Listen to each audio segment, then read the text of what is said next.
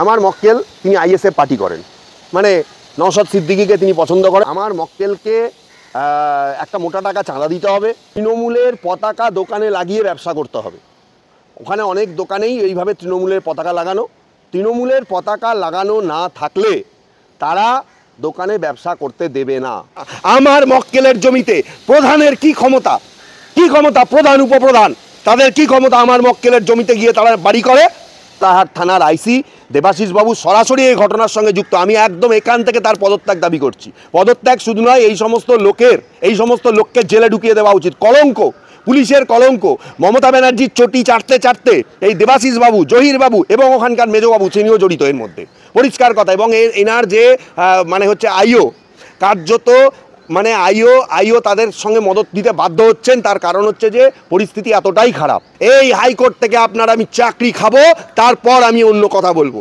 আপনি তো বলেছিলেন একদিন যে শ্রমিক বাগচির নাম যদি ঢোলা থানায় কোনোদিনও আছে, কোনো রিপোর্ট দেওয়া হবে না। আপনি দেখুন আপনি ঢোলা থানায় থাকতে পারেন কিনা। আমি আপনাকে ওপেন চ্যালেঞ্জ দিলাম, আমি আপনাদের মাধ্যমে এই ঢোলা থানার আইসিকে ওপেন চ্যালেঞ্জ দিচ্ছি। অত্যন্ত নোংরা একটা অসভ্য অফিসার এই ঢোলা থানা, জয়নগর থানা, সাউথে কয়েকটা থানা আছে। তিনি ঢোলাহাট থানার অন্তর্গত শঙ্করপুর গ্রামে তাদের বাড়ি। তাদের একটি ছোট মুদির দোকান রয়েছে এবং পিছনের জমিতে তাদের কাঁচামাটির বাড়ি রয়েছে, তারা সেখানে বসবাস করে। দিন দশেক আগে তৃণমূলের প্রধান এবং উপপ্রধান, বিশেষ করে উপপ্রধান, হ্যাঁ নাম জানি, তার নাম হচ্ছে আমিনুদ্দিন মোল্লা, উপপ্রধান শঙ্করপুর গ্রাম পঞ্চায়েত। তারা এসে জোর জুলুম করে যে এখানে তৃণমূলের পার্টি অফিসে আমার মক্কেলকে একটা মোটা টাকা চাঁদা দিতে হবে এবং এখানে ব্যবসা করতে গেলে, এই অঞ্চলে ব্যবসা করতে গেলে তৃণমূলের পতাকা দোকানে লাগিয়ে ব্যবসা করতে হবে।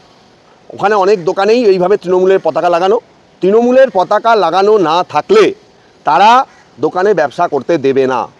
আমার মক্কেল অন্য পার্টি করে। কি নাম আপনার মক্কেলের? আমার মক্কেলের নাম হচ্ছে আতিয়ার রহমান মোল্লা।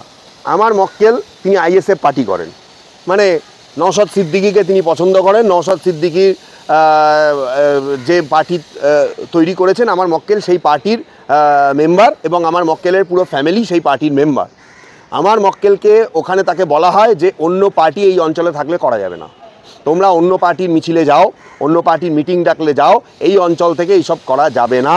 এবং অন্য পার্টির তুমি এখানে মেম্বার করার চেষ্টা করছো, এইসব জিনিস আমার যতদিন পর্যন্ত তৃণমূল কংগ্রেস পশ্চিমবঙ্গে থাকবে এসব করা যাবে না। এবং এখানে দোকান করতে গেলে, তার ছোট যে মুদির দোকান করতে গেলে এখানে তৃণমূলের পতাকা লাগিয়ে তবে দোকান করতে হবে। আমার মক্কেল রাজি হয় না, তখন তাকে রীতিমতো শাসানো হয় এবং বলা হয় যে এর উপযুক্ত ব্যবস্থা হবে। যেদিনকার এই ঘটনা তার দুদিন পর সকালবেলা আমার মক্কেল যখন দোকান খুলতে যায়, সে এসে দেখে দুষ্কৃতীরা দোকান ভেঙে চুড়ে দিয়ে গেছে এবং হচ্ছে জিনিসপত্র সমস্ত রাস্তায় ছড়ানো। আমি ভুলে গেছি সেই দিন রাত্রিবেলা প্রচণ্ড ঝামেলা হয়। যেদিন এই ঘটনা সেদিন রাত্রিবেলা প্রচণ্ড ঝামেলা হয়। এলাকায় প্রায় আমার মক্কেলের বাড়িতে ঢুকে কিছু লোক তাকে শাসিয়ে যায় এবং হচ্ছে যে লাঠি সোটা নিয়ে আসে এবং আমার মক্কেলের বৃদ্ধা মা তার ওপরে অ্যাটাক করার চেষ্টা করে। 81 বছর বয়স তার। এইটা দেখে তার মা অত্যন্ত অসুস্থ, তার ভাই অসুস্থ হয়ে পড়ে এবং বর্তমানে যিনি মামলা করেছেন তিনি এতটাই অসুস্থ যে তাকে বাইরে চিকিৎসা করানোর জন্য পাঠানো হয়েছে। মানে তার একটা প্রায় স্ট্রোক মতন হয়ে গেছে এইরকম একটা এত বড় গণ্ডগোল অশান্তি দেখে। এবং যে ঘটনাটা হচ্ছে যে রাতের অন্ধকারে সেই দিন আমার মক্কেল গ্রামের কিছু লোকজন নিয়ে বাধা দিতে গেলেও তারা বিপুল সংখ্যায় ছিল, তাদের হাতে আগ্নেয়াস্ত্র ছিল, তারা এবং উপপ্রধান তাদেরকে নেতৃত্ব দিচ্ছিল, সম্পূর্ণভাবে দেখা গেছে। হ্যাঁ, এসে আমার মক্কেলের দোকান ভেঙে দেয়। শুধু তাই নয়, আমার মক্কেলকে তার জমি থেকে ডিসপজেস করে, মানে জমি থেকে জোর করে বার করে দিয়ে সেখানে এখন তারা বিল্ডিং করছে এবং বলে যে যেখানে যাওয়ার তোরা চলে যা, এবং তাকে রীতিমতো কিস্তি করা হয়, দিয়ে বলে যেখানে যাওয়ার তোরা চলে যা, কেউ আমাদের কিস্তু করতে পারবে না। এসব আইএসএফ, এইসব এখানে করা যাবে না, এখানে আইএসএফ তোদের বাঁচাতে আসবে না। নওশাদ সিদ্দিকীর বাবার ক্ষমতা নেই তোদের বাঁচাবে। পুলিশের ভূমিকা, পুলিশকে বলা হয়, পুলিশ বলে কাগজ নিয়ে আসতে। তখন কোর্ট বন্ধ হয়ে গেছে বলে আপনারা জানেন কোর্টে ছুটি পড়ে গেছে, আমার মক্কেল একটা 144 করে, তার কাগজ নিয়ে যায়, পুলিশ সেই কাগজটা ছুঁড়ে ফেলে দেয়। এর মধ্যে আইসি বলেন যে আমার কিছু করার নেই, ওরা তৃণমূলের লোক, ধোলাহাট থানার আইসি দেবাশিস বাবু সরাসরি এই ঘটনার সঙ্গে যুক্ত। আমি একদম এখান থেকে তার পদত্যাগ দাবি করছি। পদত্যাগ শুধু নয়, এই সমস্ত লোককে জেলে ঢুকিয়ে দেওয়া উচিত। কলঙ্ক, পুলিশের কলঙ্ক। মমতা ব্যানার্জির চটি চাটতে চাটতে এই দেবাশিস বাবু, জহির বাবু এবং ওখানকার মেজবাবু তিনিও জড়িত এর মধ্যে, পরিষ্কার কথা। এবং এনার যে মানে হচ্ছে আইও, কার্যত মানে আইও তাদের সঙ্গে মদত দিতে বাধ্য হচ্ছেন। তার কারণ হচ্ছে যে পরিস্থিতি এতটাই খারাপ। আমরা হাইকোর্টে মামলা করেছি, মামলা আজকেও হিয়ারিং হতে পারে, এখন মামলা লিস্টে রয়েছে। হ্যাঁ, আজকে যদি না হয় অবসরকালীন ভ্যাকেশন বেঞ্চ মঙ্গলবার অবশ্যই মামলাটা হবে।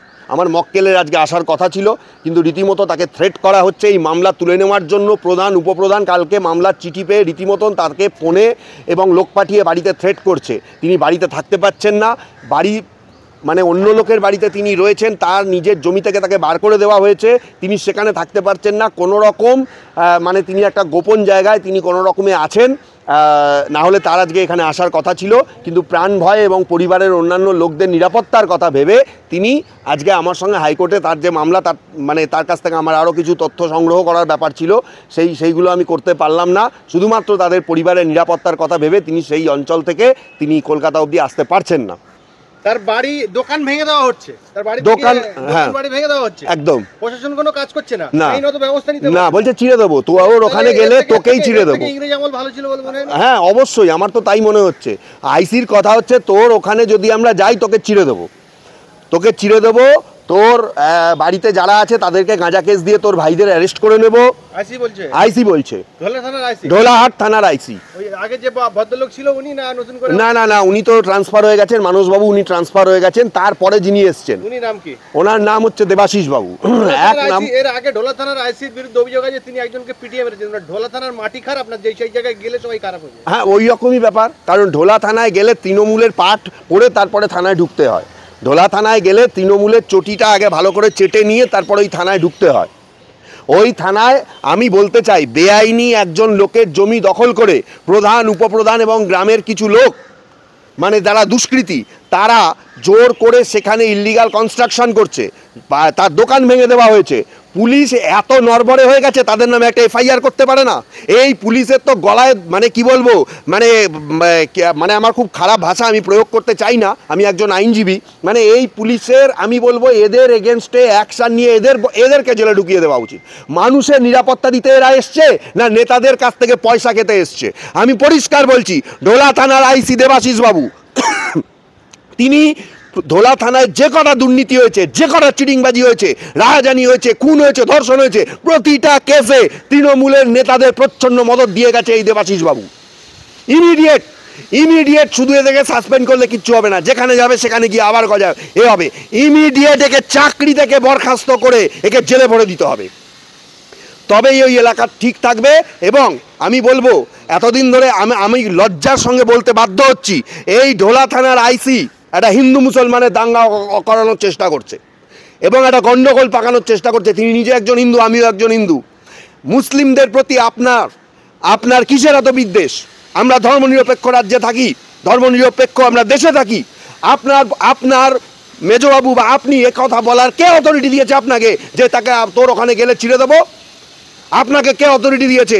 আপনার যদি ক্ষমতা থাকে আপনি বাঁচবেন। আমি আপনাকে বলছি, এই হাইকোর্ট থেকে আমি চাকরি খাবো, তারপর আমি অন্য কথা বলবো। আপনি তো বলেছিলেন একদিন যে শ্রমিক বাগচির নাম যদি ঢোলা থানায় কোনোদিনও আসে কোনো রিপোর্ট দেওয়া হবে না। আপনি দেখুন আপনি ঢোলা থানায় থাকতে পারেন কিনা। আমি আপনাকে ওপেন চ্যালেঞ্জ দিলাম, আমি আপনাদের মাধ্যমে এই ঢোলা থানার আইসিকে ওপেন চ্যালেঞ্জ দিচ্ছি। অত্যন্ত নোংরা একটা অসভ্য অফিসার এই ঢোলা থানা। জয়নগর থানা, সাউথে কয়েকটা থানা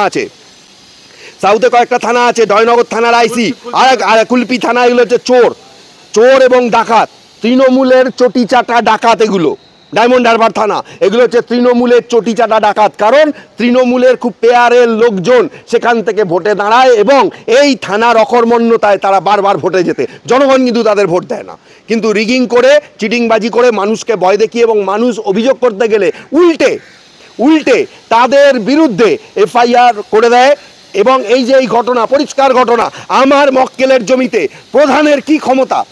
কি ক্ষমতা? প্রধান উপপ্রধান, তাদের কি ক্ষমতা আমার মক্কেলের জমিতে গিয়ে তারা বাড়ি করে?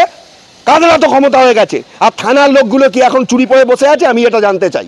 কি করছে একজন মানে পুলিশ মন্ত্রী মাননীয় মুখ্যমন্ত্রী, তিনি এদেরকে মদত দিচ্ছেন, তার জন্য আজকে এত তাদের বাড়াবাড়ি, এত তাদের এই রকম দাপট।